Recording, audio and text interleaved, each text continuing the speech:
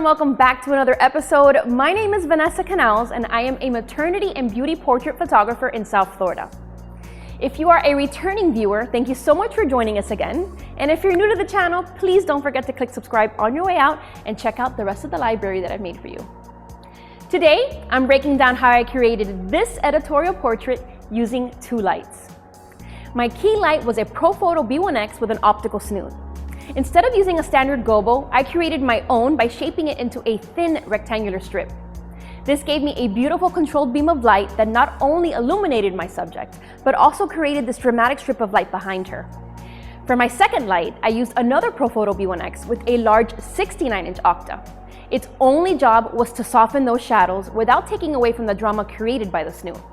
I wanted to keep the image moody while still preserving that little detail.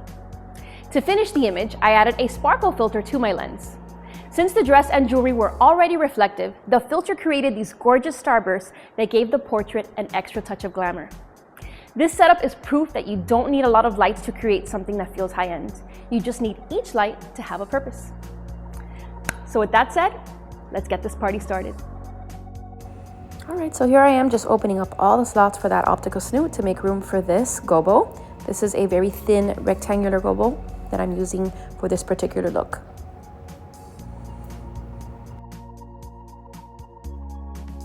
Although it looks cool just the way that it is, but using another light to fill in all those dark shadows was very important for me.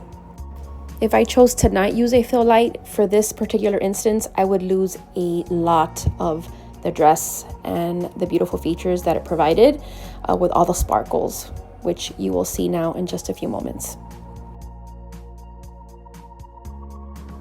Okay, so the main light with the optical snoot is my high key light.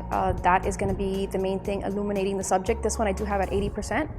This light here is going to, it's just a little bit of a fill light. That way everything that's outside of the shadow is not entirely dark.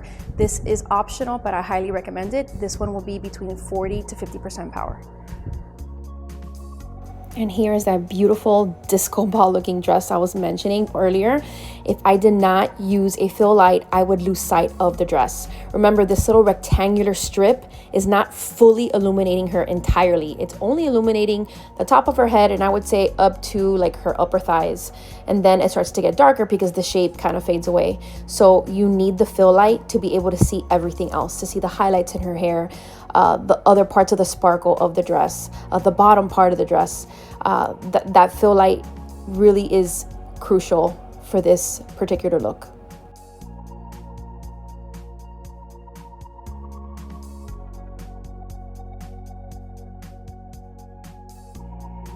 All right, let's take a look at the lighting diagram. So we have two lights. We have the Profoto B1X attached to an optical snoot powered at 80%, and my other Profoto B1X attached to a 60-inch Octo at 50% power.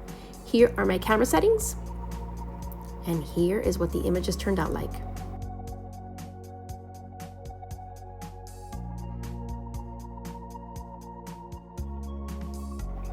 If you would like to recreate this exact image, this lighting diagram is now available for sale on my website.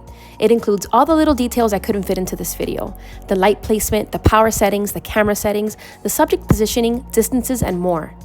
Every lighting setup I share here on YouTube will eventually be part of my growing lighting diagram collection. You can find the link below in the description. I really hope you enjoyed the video this week. I will be back next week with a brand new technique. See you then.